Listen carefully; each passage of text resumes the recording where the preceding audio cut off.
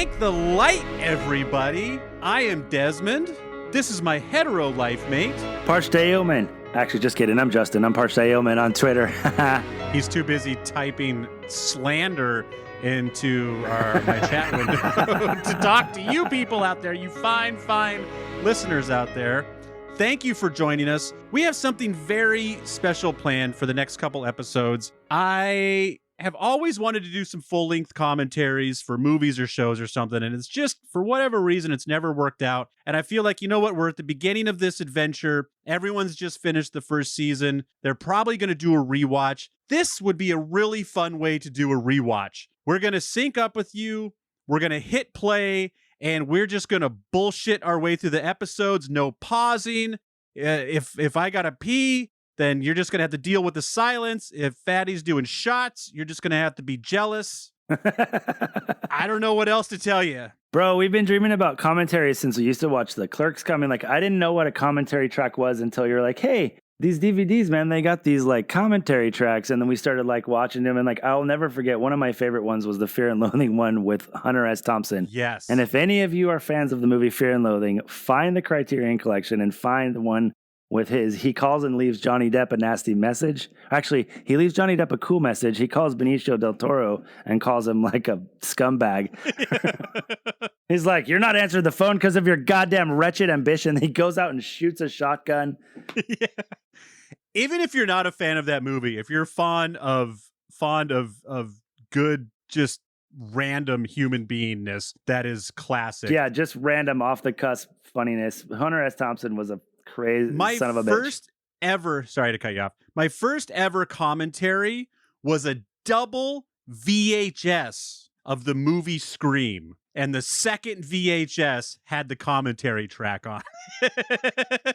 That's a random one for a commentary track. I swear to God, I think it was like Clerks or something, because there was like the Clerks guys, you know, they had a Jay and Silent Bob commentary. They had like a Steve, you know, like all the guy that the Scott Mosier had a commentary and Dante had a commentary. It was like so good.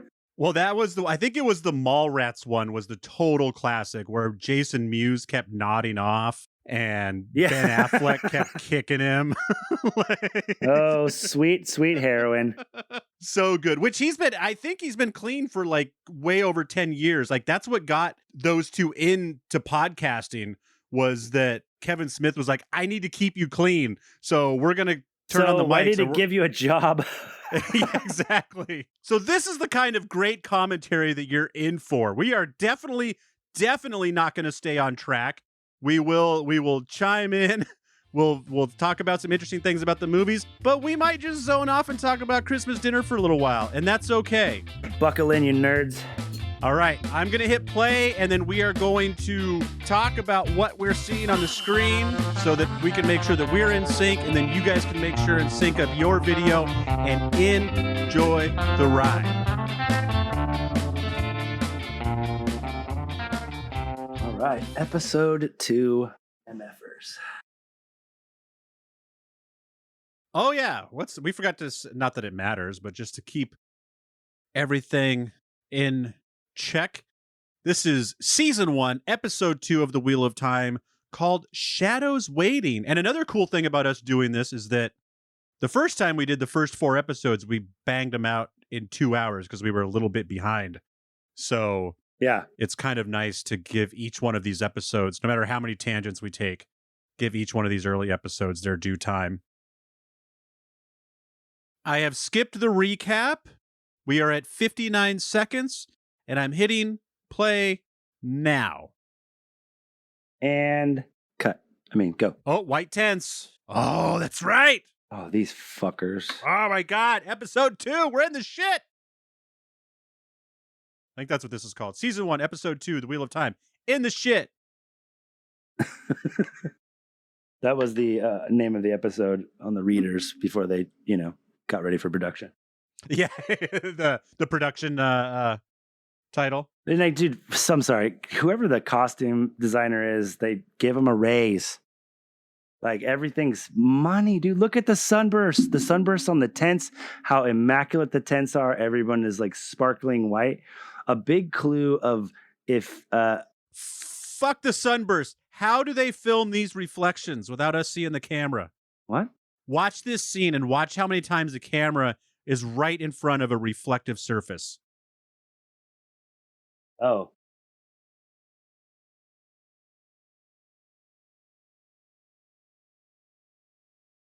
Huh. Editing. It'll get closer. I mean, yeah, it must be CGI, but it's amazing. Well, this is a clue that it is in our world too. Is that is a delicacy from France that is considered like barbaric and like, kind of went by the wayside of like rich people being overly decadent. Ah. The whole like bird with the bird bones poking out to burn your mouth and everything, or to make your mouth bleed. Now we just put gold flakes on chocolate. Oh, her hands are. Why did I not notice that? You didn't see that the first time? I did not. I thought he walked up and took it off her hand. I mean, he did take it off her hand, but I didn't realize he took his hand. He took it off her hand, all right. Off her arm first.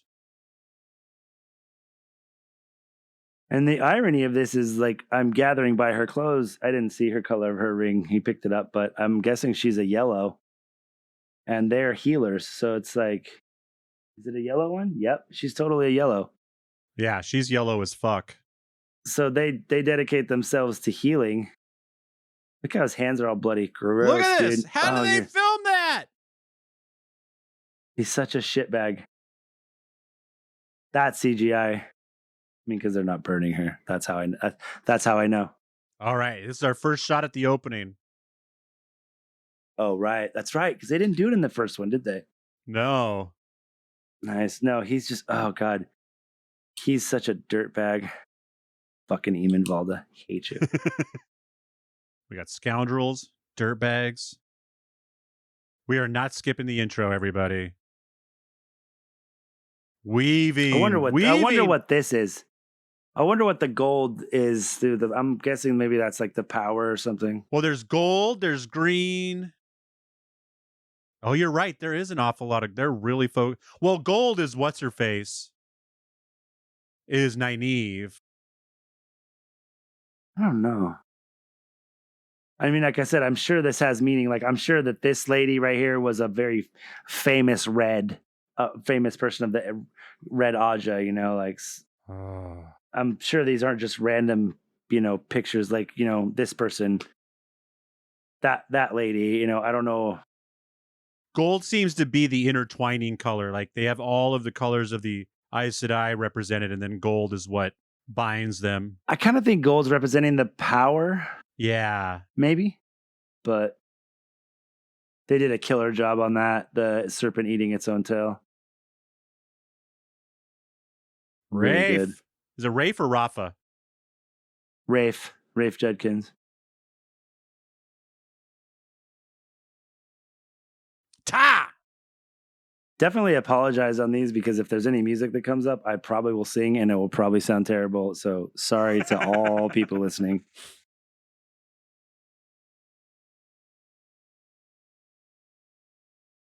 It seems like a little nod to like Lord of the Rings getting out of the Shire. Yeah. Remember when they cross the water to like get away from like the Nargools or whatever, those when they go to the Elfin land. Oh, they go in the water? If they can run across it and stuff, it's fine. Oh, what's that? I think they do specifically say deep water. Yeah, or running water, especially if it's over, their heads. They don't swim. But that's also to show how hard they're being pushed because they won't even cross stuff like that unless a Madral fade or whatever is on there, like basically, whipping them. Go, go, go, go. She just said, yeah, deep water. That's why they smell like piss.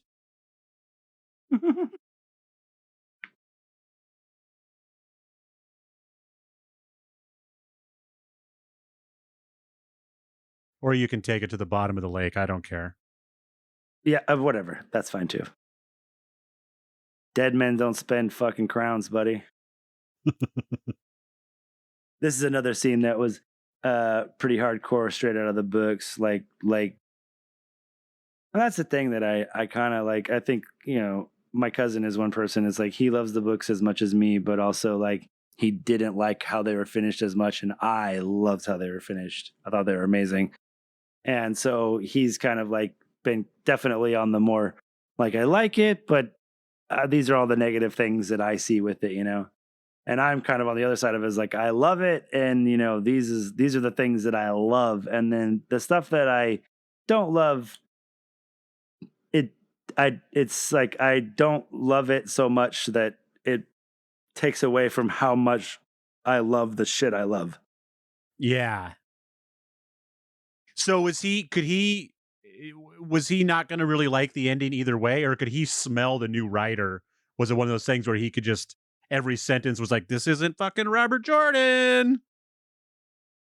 I'll have to ask him. I don't know. He just I kind of think that he didn't like Brandon Sanderson's style of writing is what I thought. And I thought that he really captured kind of how the first 5 books were like long but kind of fast paced, and then like really really well done. And like I said, he got to the middle, they got to be a little bit of a grind, and then Brandon Sanderson really like they were like, oh, you're gonna finish this series in 1 book. He's like, no, I'm gonna finish it in 3, and if you don't like it, I'm not gonna do it. And they were like, okay then.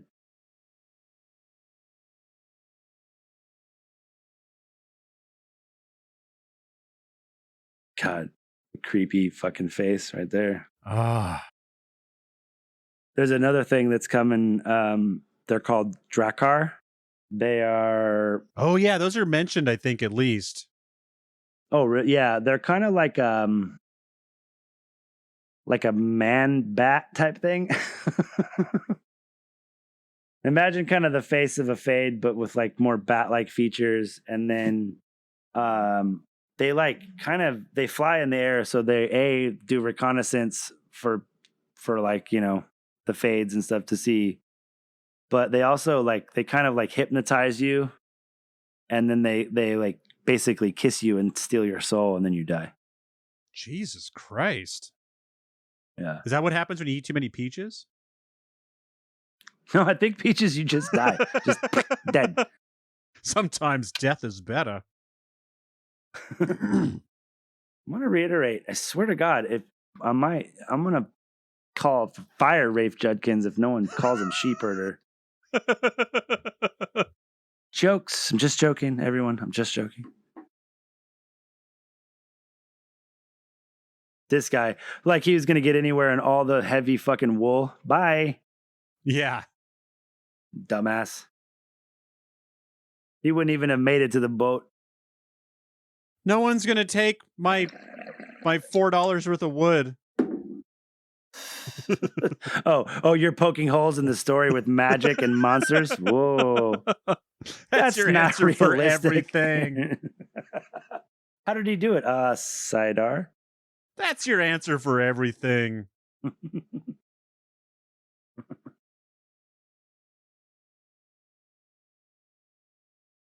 Yeah, it's like I have such a boner for the things that they pulled straight out of the books. It like they could have fucking like catastrophically failed probably on many other things. And I mean, I guess some people, that is their opinion. I do see a lot of fucking hate. Although most of the people who hate on Twitter are just the stupid eggs that delete their account in a day anyway. It's like most of the cats that I see on Twitter is like people who have love for the source material or just love the show because they like the vibe, That's why it made me really happy when you're like, yeah, I get it and I love it and I'm ready to fucking just get in this sandbox and fuck around. Like, good, yeah. Because that's how I want to. Here's a big one. Watch when she stops at Rand's horse. Watch. I don't even know if it happens for a fact, but I'm just guessing. I think I noticed this in the first 2 times I watched it. She stopped at Rand's horse. That's his horse. She was making her way through all the horses.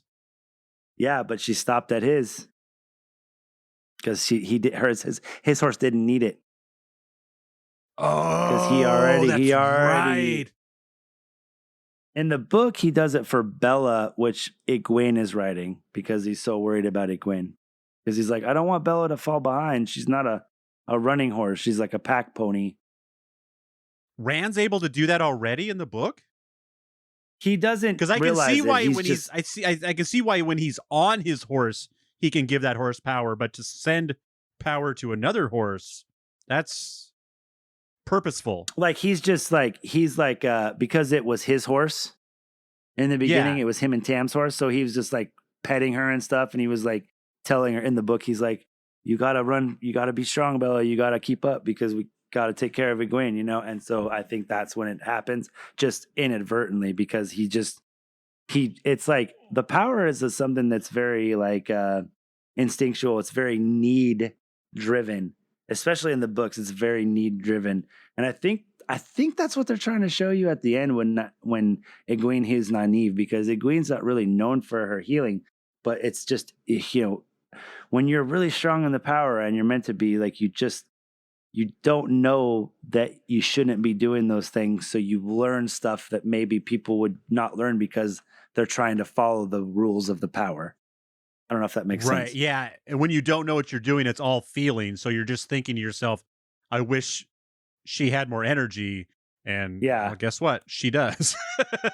Well, yeah, Your and like wish Aes is- Sedai are kind of like Aes Sedai are like, you never use more than, you know, earth and spirit when you're healing, or water and spirit when you're healing, or something like that, you know. And like and like Nynaeve's like, well, I wasn't trained like that, so she doesn't know. Like, why wouldn't I use all 5 powers? Why wouldn't I use every spice at my disposal to make this steak bomb? So this is the scene that Rand is all mad about in the Blight.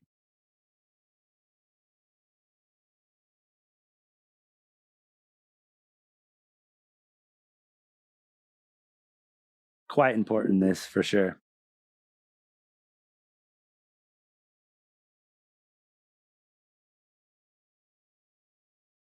Do we know Arthur Hawkwing? Do we know him yet? He is someone in the books. It's been, you know, about halfway between now and the breaking of the world. He kind of like united the world pretty much under his banner. But then Ishmael kind of got in his ear and started to make him distrust Aes Sedai, and then that became like a big breakup of the world, you know, like the powers that be. And he sent his armies across the oceans. And guess who just showed back up at the end of the season? The descendants of his, you know, yeah. It's literally called That's Arthur Hawkwing's. Yeah, they're called the Shanchan because the land that they found and conquered is called Shandar. So they're called the Shanchan, and they're coming back to, you know, claim what's rightfully theirs, Arthur Hawkwing's empire. But Arthur Hawkwing's empire hasn't existed since they left, pretty much. That's the name of my band, Desmond and the Shondars. And Desmond and the Shanchan. That's my quartet. That's dumb. But they started to distrust Aes Sedai really badly. Arthur Hawkwing did, and that's why they have the attitude that they have about channelers. That's why you see them in collars.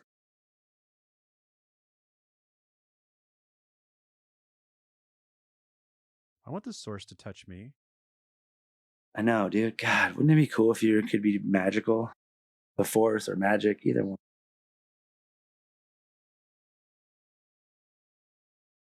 I wouldn't even like use it for that much. Just be like, man, I don't want to get up and grab my soda. Just zip.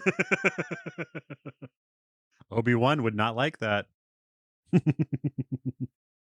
Oh, come on. I'm not doing it for anything bad. just let me grab that apple. Yeah. What is it? Oh yeah, God. When he's slicing the pear or whatever. The Bruce Willis, Joseph Gordon-Levitt time travel movie where Looper. Yeah, where all the guys basically learn magic just to get laid.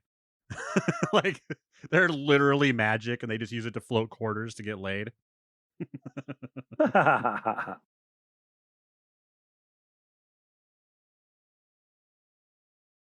So is this one of those magic objects I know you were trying to explain like 2 or 3 magic objects to me. No, definitely they have, but like this is something that she just kind of like how Gwen or how I should say how Nynaeve like kind of has to get angry to break her block. Like they all kind of learn like all the like they learn tricks as a girl that they don't even realize are the power. Like, oh, I'm eavesdropping to my parents by using this shell. And they don't realize that they're actually kind of channeling, and the shell is kind of like their crutch.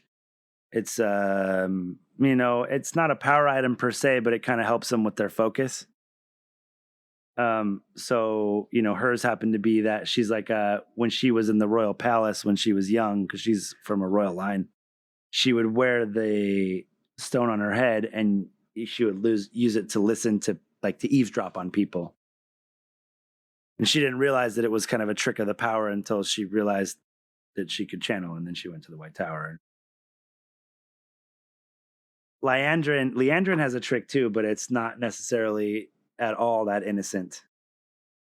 As I was just listening to The Great Hunt, and I don't know if she's trying to kill Rand, but she is definitely inflicting pain on him, trying to get him to answer some questions. Pretty sure Padan Fain is the dude that Leandrin meets in the North Harbor, because it's definitely not like a sexual or like a boyfriend type of thing. Where the fuck are they? What do you mean? Well, because most of them were all sleeping in the cave. And then Egwene came out of the cave to learn some magic. And then Rand came out of the cave to cry like a baby. And now Perrin's just, where the fuck is, like, how spread out are they? Yeah, I don't know. Their camp's pretty. Like, I just don't, like, if Perrin's outside the cave and Rand is outside the cave, why are they nowhere near each other? Like, if you're running from Trollocs chasing you, you have the Dark One's army looking in the woods for you. But hey, everybody just kind of camp wherever, make your own fire. Don't worry about posting a guard or anything. I'm sure you guys will be fine. And they won't smell that blood on your leg. That's for sure. See, and like I said, a show like this, like nothing is accidental and nothing is like kind of done without reason. It's like, why the fuck did they show you that? I really hope that they don't try to like be like, oh, he got his powers because he got scratched by a wolf Trolloc, because that's not a thing. Yeah, that's weird. But this is definitely to remind us that Perrin's got the hots for Egwene. Oh, and this, because I couldn't figure out why no one saw this before, because I didn't realize he moved out of the cave. Yeah, he's like, I came out here to be alone. Oh, dude, I hate coughing up bats, dude. It's the worst. This is so... gagging, retching. I want to give me a coat like Rand with a hood on it. See, now that's not a bat. I guess it is. Oh, yeah, it is. Okay. It's a pretty ratty looking bat. Very ratty looking bat. Well, and like, this is something that happens throughout the first book. These kind of dreams of Balsam and the guy with the fire, Matt, Perrin, and Rand are all having them. Because Balsamon doesn't know who the dragon is yet. Oh, I didn't. So he's going to all their dreams. Yeah, that's fucked up. That's a cool little hideout. What's up with that little door? I need a spot like that to camp. Yeah, this is very purposeful. That's not a cave. That's a dugout. Oh, that's a lot of dead bats. Oh, gross. Bats are so cute, though. We had a bat come into our house one time in the middle of the night. It was unfortunately the night that Lisa decided to watch The Crow, and I had like gotten stoned and pass out. She's like, "There's a bat in our room." I'm like, "It's a fucking moth. Go back to sleep. You're watching The Crow." And she's like, "You better wake up right now and get this fucking bat out of our room." Like, throw like one of her shirts on, and like running around with no pants trying to get a broom to sweep the bat out the window. Oh. Shut her in the bedroom because our house had those high ceilings. I'm like, if that bat gets out on the high ceilings, Yeah. this is his house now. So we have to leave. So I was like, shut up. And he's like, he's so cute. Just like, I'm lost. Please don't hurt me. And I'm like, please just leave. And he just took off. But he was like the size of my fist. He was little. He was so cute. We had a week at Shakti where we had 2 birds and a bat get in a cabin in a week. Like we were there for 2 years. It never happened again. But we just got in. Bro, can I just tell you, my wife is like that dude in Beastmaster or something with the ferrets, except birds or flying animals. Really? Yeah, dude. We had this little like sparrow bird. She called me at work one day. She's like, yo, there's a fucking bird in our room. I can't get it out. And she's like freaked out. And I'm like, what? Like, come on, really? Open a window. I run home on my lunch break, and there's this little bird, and it's snowing outside, and it's cold, and he won't leave. He's like on the shelf, like, dude, it's cold outside. Just I'll leave in the morning, okay? Like, just give me a break. And I was like, my coworker's like, dude, if you want to go home and visit your wife on your lunch break, like, it's fine, man. And I'm like, no, there was legit a bird in my room. Taking it like we can charge this thing rent. She had this crow that would come up and try to like fly to her every time that she was outside for like 2 years, this baby crow. I'm not even kidding. I watched it happen. I'm like, yeah. Crows will fucking follow you. Like, yeah, no, if you think crows are following you, they're not. It's one fucking crow. Yeah. And he's after you. No, he like loved her, dude. He would always sit out there and talk to her and squawk when she was outside having tea or something. Like, I'm telling you, it's crazy. There was a teacher at the University of Washington who was studying crows. And so he would like have to capture them and tag them sometimes. He would go to parts of the city miles away and trees full of crows would yell at him. Like, we know who you are. Get the fuck out of here. When Lisa was bartending, she had this regular. He'd throw peanuts out for the crows. So he'd be like, I don't know. I just want to keep them from attacking me.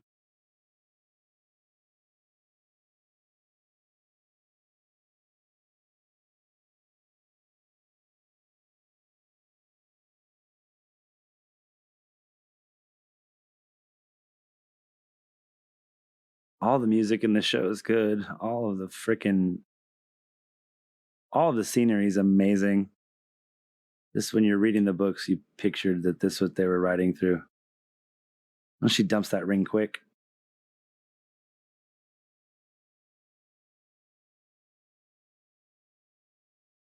Like these cats don't know that they're about to see a warder and an Aes Sedai. They probably know that when they see one, right? Oh, yeah. You can smell it. Dude, I'm saying, like, just... Yeah, if that's not a warder and an Aes Sedai, I don't know what is. I mean, it's kind of their job. Yeah, it is weird that they're traveling in character.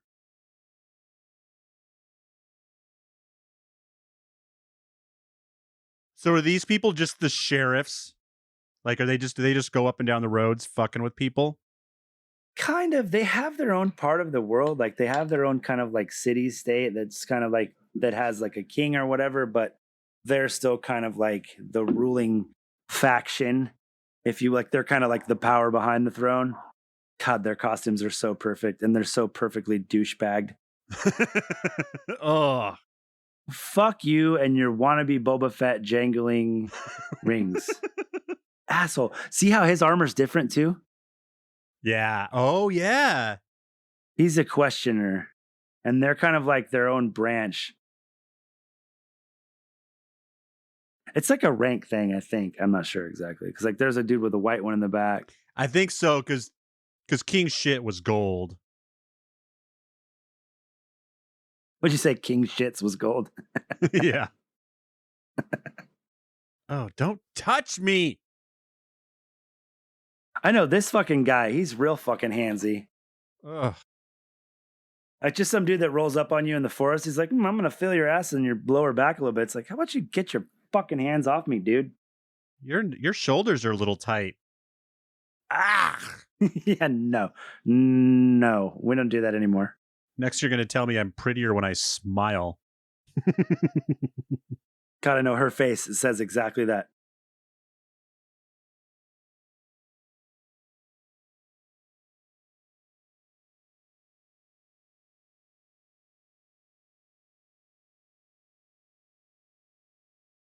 I hope she doesn't disappear for too big of a like. I hope she stays around. Like with her being like possibly stilled, yeah, it's like it's gonna change her story arc a lot. But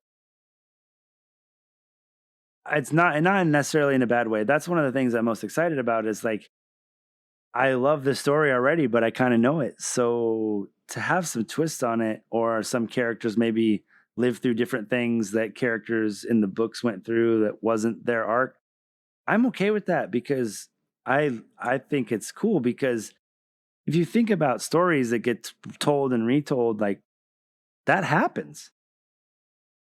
Yeah, and it's easy in a book to have 1,000 characters.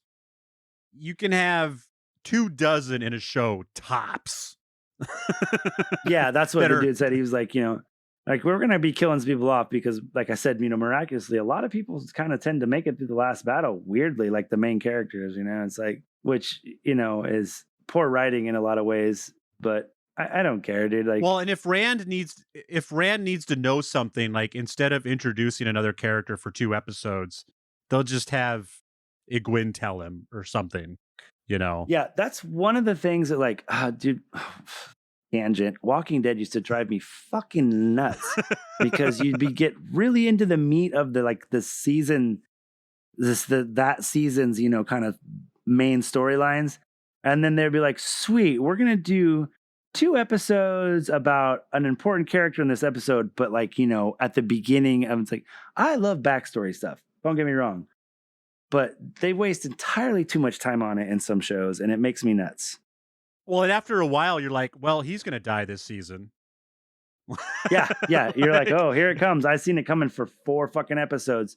So like in a way, like it sucks that there's only 8 episodes, but in a way, it's like, that will keep a lot of the unnecessarily bullshit out of it. Yeah.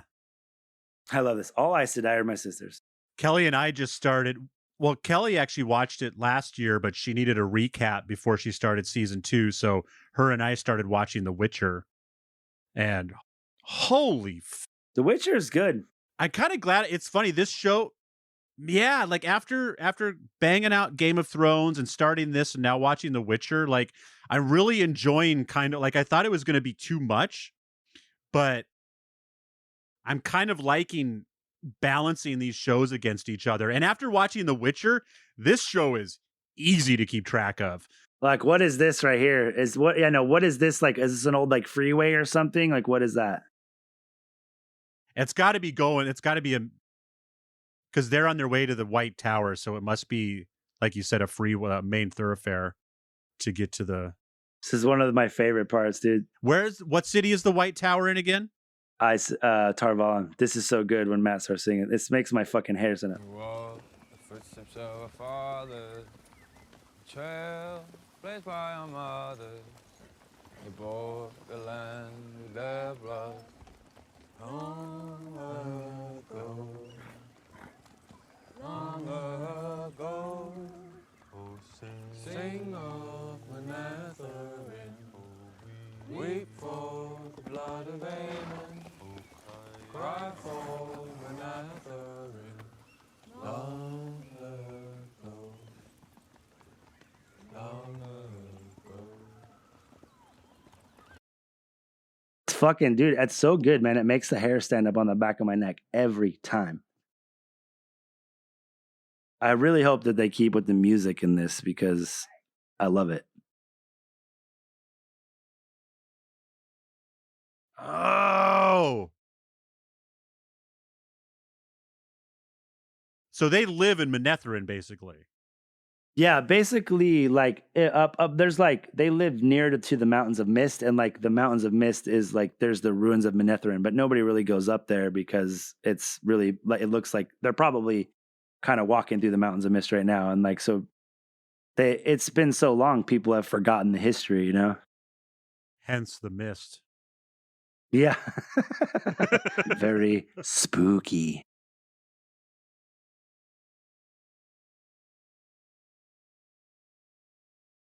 And I don't know, have you been watching any of the Origins? I haven't. I know eventually I'm going to dig into it, but I've really enjoyed being in the dark for now because, as this podcast goes on, I'm going to know way too much. And so I'm enjoying this moment of being like, I wonder what's going to happen or who the fuck is this person? I'll spoil myself soon. Well, that's the thing. It's cool. It's like, I mean, like I know as much as, obviously I'm a stoner, so I forget stuff. I focus on the shit that I want to focus on. But, I about as well versed in this universe or world as anyone could be. And I'm still super excited to see. I'm actually getting more excited for the tweaks on it than, and then like when they tweak it and then you get something that's direct from the book that coincides with their story that they've kind of tweaked, it actually makes me more happy almost. Yeah, when you go on a little tangent and you're like, I don't know if oh my God, they ended up where they were supposed to anyways. Yeah, because I really like how he's taken off by himself. So I'm thinking that he does that in the Dragon Reborn. He kind of like loses his shit and goes off by himself.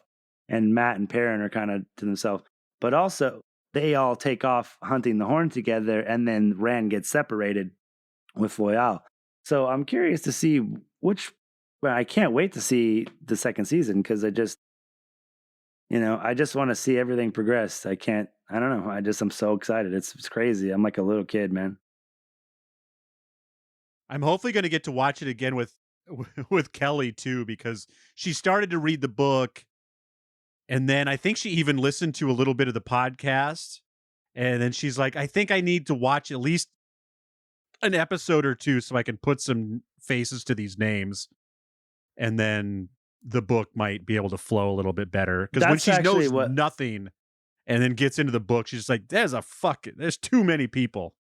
Yeah, that's actually what Lisa was saying. She's like, it's helping me because I can kind of like, okay, Moraine's that lady, and like Rand's this kid and like Perrin's this kid. So when I'm listening to the book, I have some fucking reference for who's who. Otherwise, it's like, wait, which fuck was Perrin? Was he the guy he was the dragon? No, he talks to the wolves. Wait, what? Egwene and Nynaeve are the same person, right? No. Dalfara, what? That's actually one of the things that I've gotten the most like funny feedback about. People are like, it's super endearing how like he's like, they're like, you guys mispronounce shit, like, and like most of the time you're correct, but then sometimes it's just super bad.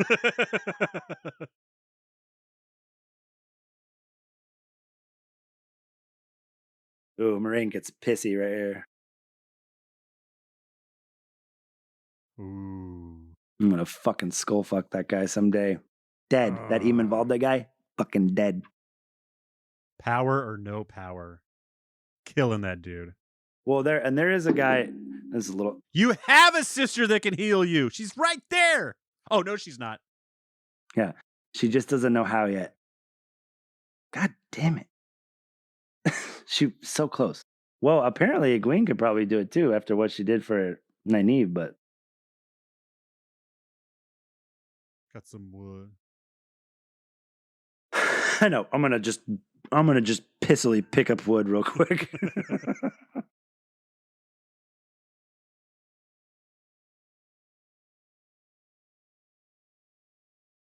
I love the kid that plays Rand. I love him. He's perfect. He's gonna have the saddest eyes by the end. It's kind of fun too. Like we were watching a 20th anniversary of Harry Potter last night, and like we're gonna be with these people for 10 years probably. If I sure hope so. Like they're already pretty much adults, but like we're gonna watch them like enter their 30th birthday. Like, That's the hard part because, like I said, dude, this story takes place. It's like from start to finish. It's about 3.5 years. But like also, what they go through, and like they even talk about it in the books, ages them up. Like they're like, like Rand, Rand goes through fucking hell. Actually, so does Perrin. Actually, I really want to know the fucking significance of his little scratch on his leg.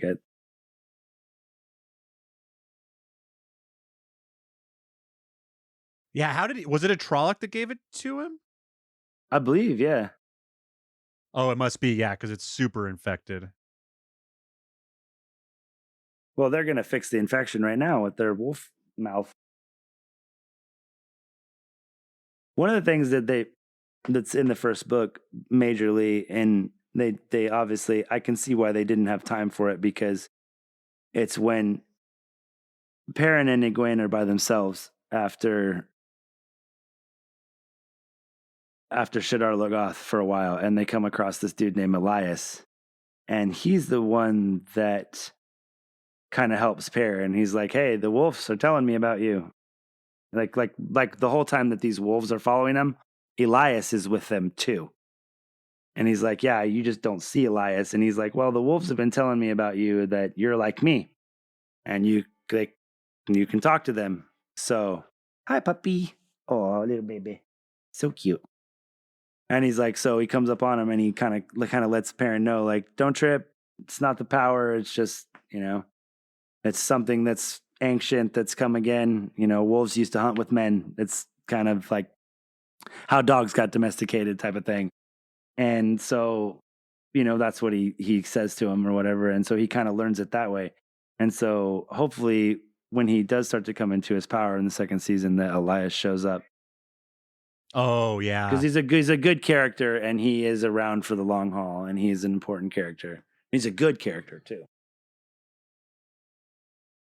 Yeah, that's another thing too. Just, difference between TV shows and books. It's like it's easier to just sign someone on for the whole season than get him in for 2 episodes here and 4 episodes there. Like, let's just tell his whole story next season.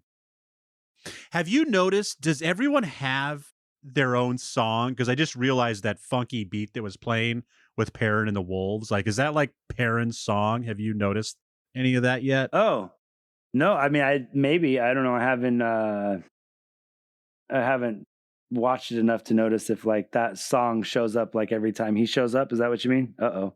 Yeah, or everything, something significant happens for that character. No, Moraine's Tai. She doesn't want to talk about Trollocs right now. I love how we're not even talking about the episode. People are going to be like, "I thought you were doing an episode commentary, you morons." We're talking about the show at least most of the time. Yeah. He's like, "Trollocs are coming." Moraine's like, sleepy. We got 8 hours of this.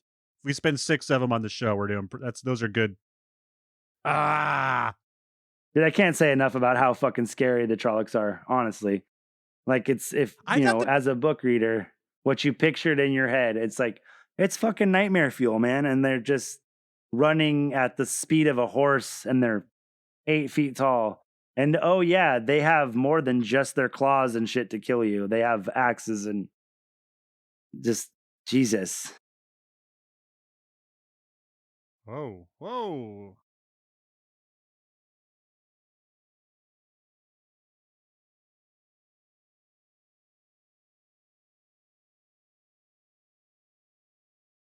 Perrin's all snuggled up with Moraine. Shots.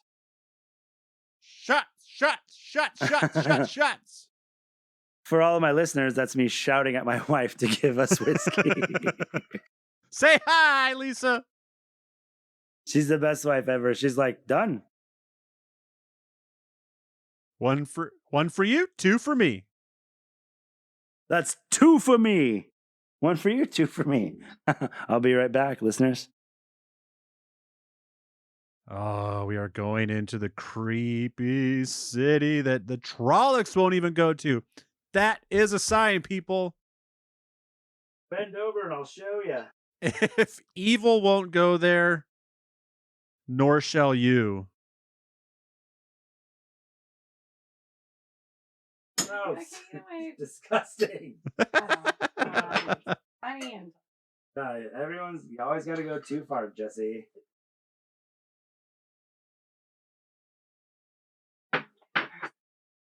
There's no birds. There's no birds. My mouth is open. I'm not catching any gnats in my teeth. What's wrong?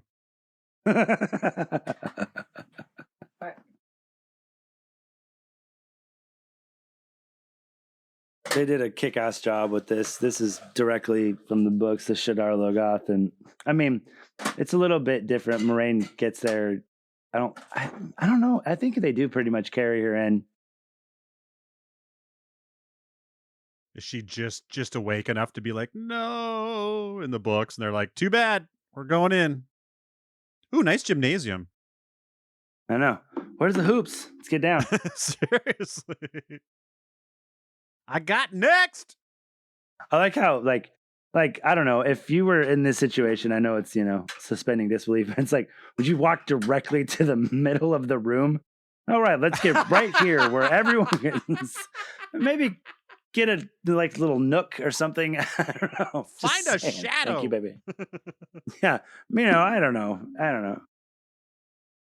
Aridal. Oh God, he makes me fucking horny as Lan. I didn't like him at first because I imagined the Lan from the books being a little bit more like I said, the guy from Star Wars, just Mongolian almost looking. But dude, this guy is such a good actor, and he's really killing it. I really like it.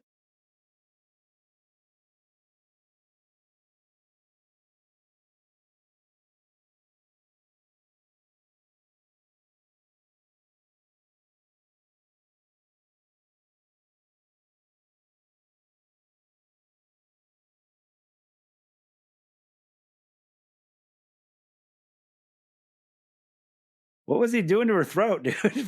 What was it?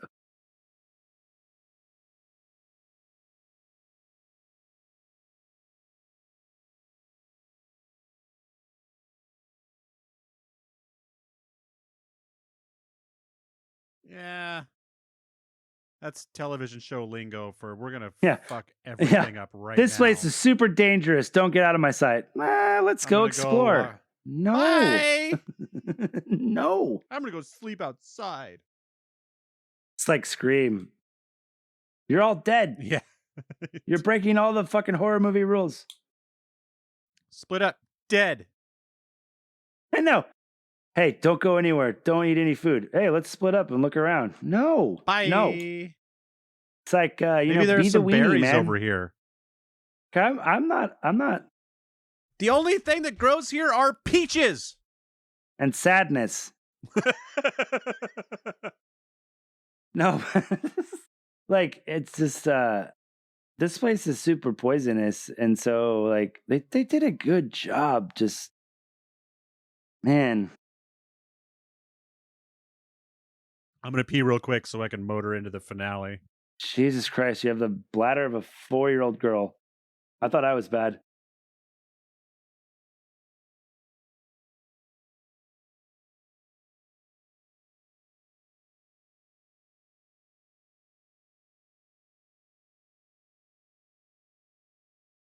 Oh, it's going to get so sad for you guys, man.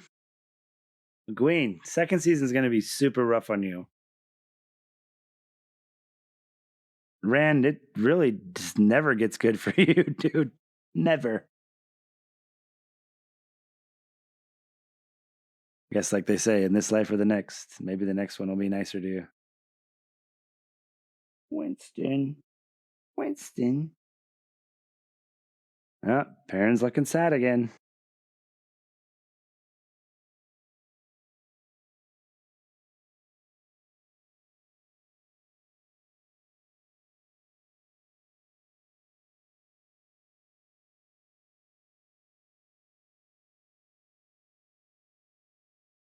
Dude, I just saw him walk up with the dagger. I was like, what the fuck?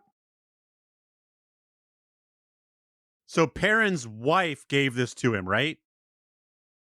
Yeah, she's a blacksmith, so she was the town blacksmith, so she made it, and then she gave it to him as a gift. because they're all the same age, I guess. I wonder if they're kind of trying to foreshadow that Matt may be gay because, like, just the way him and I don't know, because the bonds of friendship are super close in the book, so I can't tell if it's just that friendship love. What are you doing, psycho dog?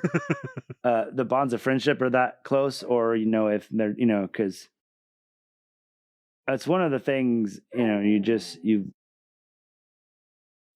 got your friends back to the end. My buddy. Hey, his mouth's closed. My buddy. Wherever I go, he go, my buddy. You can run for your life. I'm going to stab you in the face with it. I just can't. I want second season to be here so quick for like so many reasons, but literally, and this is going to sound super lame, but one of the top reasons is so I can just move on from Bonnie Harris as Matt, because he is so good as Matt. And like, before I knew he was going to be recast, I was already picturing him in future. Like when Matt starts to fight, he gets his kind of, weapon of choice. Perrin is the axe, obviously, but Matt ends up with this like quarterstaff that has like a short sword on the end of it. And it's called an Ashendarai, and he runs it like a quarterstaff, dude. And it's like, he's one of the baddest dudes ever with a quarterstaff, and this has a blade on it. And he starts wearing this hat that like covers his eyes, kind of almost like a Jedi hood style. And he's just like, he's the luckiest dude. Like it's one of the things that's like, that's, if you compare it to a superpower, Rand can channel. Obviously, he's got Jedi-like abilities on a scale that's super nuts. Perrin, he speaks to the animals. He's very strong. He can like do the world of dreams as good as any channeler. Matt is just lucky. He's the Lord of Battles. Whatever the decision he makes in a battle is the right one. If he's playing dice, he can't lose unless he's supposed to lose. And he'll be like, what the fuck? Why did I lose? And he'll be like, I was supposed to. And like you see, it'll work out in the long run. He was supposed to lose at a certain thing, Like, and he's the best. Oh, they better not fuck up his arc or I'm going to be mad. I'll forgive a lot of shit on this show, but if they mess up Matt, I'm going to be pissed. I think once new Matt gets his facial hair going, I think he's going to look good. No. I actually saw a picture of the cast, and he has facial hair kind of more like I picture Matt in the show. Almost. Have you seen what's that fucking movie with the guy with the stupid mask? Natalie Portman. God damn it. The Man in the Mat. V for Vendetta. Oh, yeah. Like the mustache that the dude has on the mask, like the little skinny, like pipey mustache. Yeah. That's kind of what I picture Matt, but also with kind of like a rough beard around it too, but like mostly that little kind of like thin kind of mustache. A twirling mustache. Damn it. I was talking. I wanted to watch this thing. There was supposed to be a statue of this dude called Mordeth. He's the person who kind of fucked up Eridol with his paranoia. I think we saw him earlier too. Dagger. I think Rand was on top of that statue already. And we definitely saw a shadow. Well, there's a little statue that has a little dagger in its belt with a little ruby. And I don't know if it's I think it already popped up. But it's right before Matt goes looking and finds this. That's another thing at the end of the fucking last episode. If Podden Fane stabs anybody with this dagger, if you get a paper cut from this fucking dagger, you're fucked. Slithering. Oh, I didn't realize. Oh, fuck. Sorry, horsey. I forgot the second he touched that dagger. Oh, dude, yeah. Oh,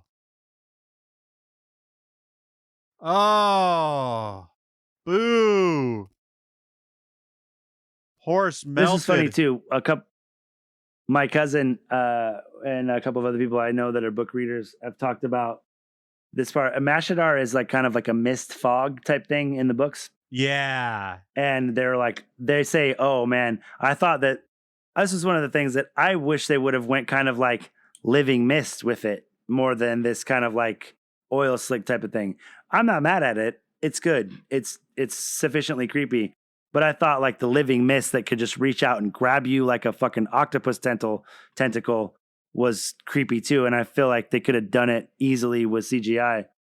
So I thought that was something that people would complain about more, but people really liked this. I was kind of like, I want the Mashadar mist. Yeah. Yeah, this was probably... This is pretty fucked up. They could have pulled off the mist, but this was probably much easier in episode 2. Well, what's cool is that this is the exact same, scene as the books, just minus the mist, and go with the oil, the like evil oil slick. Oh. Everyone's scattering. At this point in the book, Tom is with them.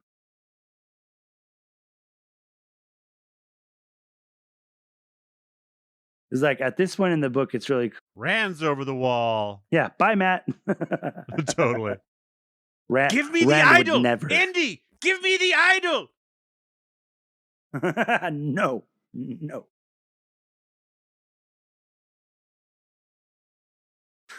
This is fucking daunting. Oh. Just jump off this wall and hope it's not 4 feet deep on the other side. Oh, Perrin broke his legs. Story's over. Oh, does it stop on the other side of the gate? Are they like outside of the wall at that point? No. Oh, no. Now they're outside of the gate. Oh, not quite. Not yet. Kick it. Come on, Rand. You kick like an Use actor. the force. It's not attached that good, so don't kick it too hard the first couple times. Yeah, totally. This is made out of crepe Look paper. at movie like, magic here. Easy. Movie magic. They didn't really jump off that. Someone did.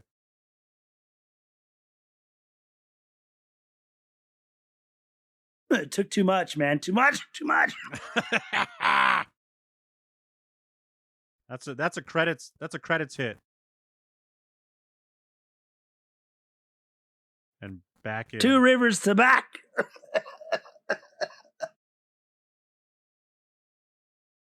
But tell them how this. Oh my I was God, like, did they have a hop canoe? on this log?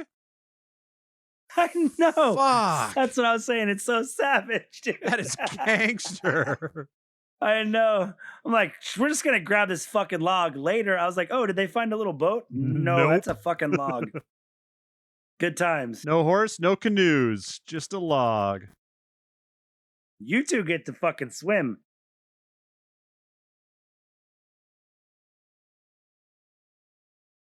Oh, sorry. One thing about the source, it makes you heavy like a stone. Sorry. Give some, take some. You have to give up your ability to swim.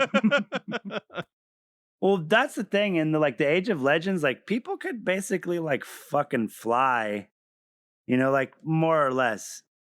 Like it was like, the most powerful Jedis could straight fucking levitate, jump off shit. Like it was wild. There was no poverty. There was no famine. Like everybody had something to do. Oh, dude, this is actually one of my favorite lines of the whole series. Oh, you actually tried to kill me.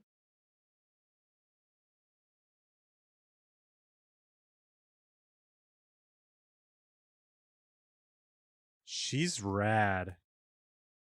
Yeah, she's like, dude, like I said, in the books, she does get a little kind of almost silly over the top, but like, dude, first of all, the actress, she's so good. Like she can emote so well with like not saying a word.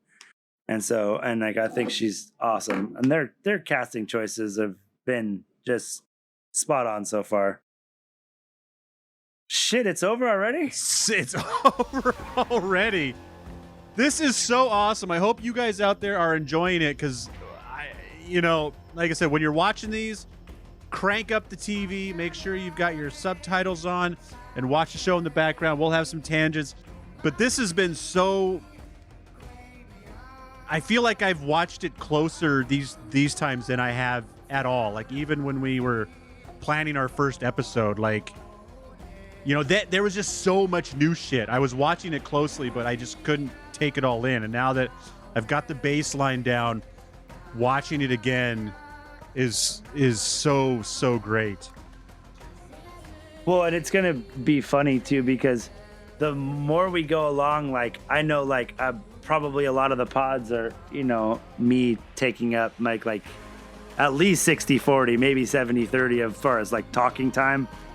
And as you get further indoctrinated and you read the book or you listen to Eye of the World, you rewatch shit, and we talk about it more. It's like you will be like, I guarantee, it's like you're gonna be like more questions, more like input and shit like that. So yeah, and as I start to experience stuff for the first time, I can like almost point out stuff to you, and you're like, oh yeah, that's right.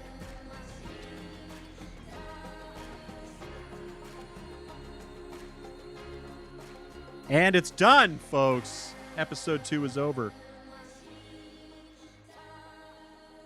I thought I was going to have a bunch to talk about, but I'm just ready to wrap this so we can plan our next viewing and watch all of these super close and super awesome. And yeah, what do you have to wrap up with? Have anything you want to say? I mean, I guess maybe I'll try to be a little more breakdowny. As just like, honestly, I'm just enjoying watching the show with my fucking homie. So it's like, it's kind of fun to just sit there and bullshit as shit's going on, crack jokes about things that you think is funny, talk about weird stuff. And I don't know, it's super fun. I think it's great because we have, like I said, we're planning on doing this for years if things go well. And so yeah, that's the goal, right? For us to miss a few things right now just gives us, eventually we'll have 50, 60 episodes to try to cull from. But right now with only 8 episodes, we might as well just beat the shit out of them. And well, yeah. And my wife, God bless her, I'm just like, God, like sometimes I feel like my head's going to explode because I'm just like, I want to talk about this. I want to talk about this. What about this? And like, this made me think of this. And she's like, dude, you're going to do this for a while. Like, don't, shoot your wad. Like, she's like, trust me. Like, I start talking to her about it sometimes. And she's just like, Hail Mary, Mother of Grace. Oh my God, I can't believe I'm. Lisa's like, you know what, honey? You know what, honey? 2 things can be true. I love you and I hate this fucking show. Those are both facts. Not even that. It's more like 2 things can be true. I love you. And I asked you, what should we get for, like, what should we make for dinner? I don't need to know why Rand did this when he was in the World of Dreams talking to Raven. Who's Raven, by the way? I don't know. Forsaken? Where were they? What's the World of Dreams? Guess what? I don't care because I asked you what you wanted for fucking dinner, dude. You guys, I had to learn just because at some point I had to sleep or eat or go to work. I had to learn how to be really rude to Fatty when I listened to him. Because if I didn't just fucking walk away from him, I was never going to get on with my day. I never shut up. Nope. And that's her. And like, she doesn't even say that shit. She just smiles at me and I'm like, yeah, I'm going too deep, huh? She's like, yeah, I don't need to know how the lightsaber works. I just need to know that it's a lightsaber. Where's That's the fine. fucking on That's button? totally fine. Just show me where the on button is. No, see, there is an emitter thing, and that controls how the... No. Shh. You're so pretty. Stop. Don't you want to play video games, sweetie? I'm like, yeah, I do. Let me get you. Here's your joystick. Let me get you a shot. And speaking of putting nerdy bullshit on Twitter, what we might do later, folks, we just wanted to get through these episodes just for proof of concept. We might Twitter out our feed, our watch party feed, our Amazon watch party feed at some point. You won't be able to talk to us, but you'll be able to if you want to type in questions or comments. Yeah, or you can tweet right back or something. I think that would be a lot of fun. Yeah, I will keep an eye on Twitter. If anybody's out there that, has talked to, us on Twitter and stuff, if you guys want to be a part of that, that would be super dope. I would love that. That's crazy. Like, yeah, I would love it. That would be so much fun just to be like having people type fuck you, Slippy in the comments. Fuck you, Fatty. Have a great night. Damn right. Thank you for listening to the Thank the Light podcast. I hope you enjoyed listening to this commentary as much as we enjoyed making it. Hope you made it maybe part of your rewatch so you could sit down with some buddies and enjoy season 1 all over again. If you have any questions or comments, please write to thankthelight@gmail.com. Thankthelight@gmail.com. We will be doing commentaries for all of these episodes, so if you want to get ahead of episode 3, 4, 5, 6, 7, 8, send us some questions or Easter eggs that we should keep our eye out for, things to look for, just whatever. Please join us. Also follow the Wolf Brothers at Parched Aleman on Twitter. And if you're interested in other podcasts, please go to whatsoundsawesome.com. That is whatsoundsawesome.com. We have lots of great podcasts. What I'm hyping up this week is the triumphant return of Time Pop. That's right. My time travel movie podcast is back. Ari is back with me. We are adding Scott into the fold for the third leg of our tripod. Check out Time Pop, new episode out now. Thank the light. Just the way I like it, yeah, yeah, yeah, yeah. Mixed and edited by Desmond McNeese for We Mixed It, LLC. Go to whatsoundsawesome.com. And I gotta go. What the fuck? My dog just farted on me so bad. What? Oh, that's the taint on Sidene. We're done.